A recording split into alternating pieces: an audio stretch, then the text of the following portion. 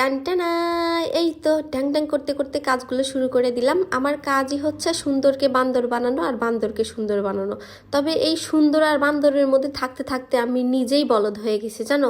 আমার কোনো কিছু ভালো লাগে না। কিছু মনে করো না, মনে আবার দুঃখ টুকু নিও না, কারণ হচ্ছে একটু ফান করলাম আর কি কারণে এই কথাটা বললাম জানো। অন্যান্য পার্লারের অনাররা দেখি কত সুন্দর করে সেজে গুজে থাকে, স্মার্ট ভাবে অল টাইম ওরকম হয়ে থাকে, সেই রকম হয়ে থাকে। এখন আমার দুঃখ হলো আমি কেন তাদের মতো থাকতে পারি না, আর সবসময় কাজের ভুয়ার মতো এরকম হয়েই থাকে। অনেক আপুরাই আমাকে বলে যে আপু অন্যান্য পার্লারে দেখি অন্যান্য পার্লারের অনাররা গেঞ্জি প্যান্ট ওই রকম পরে মানে ওরকম অন্যরকম হয়ে থাকে, তো হচ্ছে আপনারা এরকম হয়ে থাকেন, খুব ভালো লাগে, মানে সাদা মাটা ভাবে ঘরে যেরকম থাকেন ওরকমই হয়ে থাকেন, ভালো লাগে।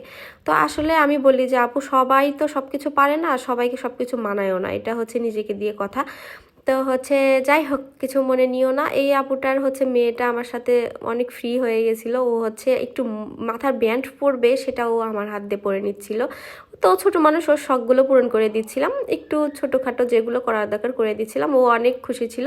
তো আউটসাইডে আরও কাজ চলছিল, ওটা করছিল সবাই মিলে, তো আমি ওকে একটু ভিডিও করে নিলাম। ও হচ্ছে অনেক খুশি, বাচ্চা মানুষ তো একটু করে দিলে দেখা যায় যে অনেক খুশি হয়, আর ওরা ভাবে যে আমি করে দিলে হয়তো বা আরও বেশি সুন্দর হবে। যাই হোক, সবাই ভালো থেকে আল্লাহ হাফেজ।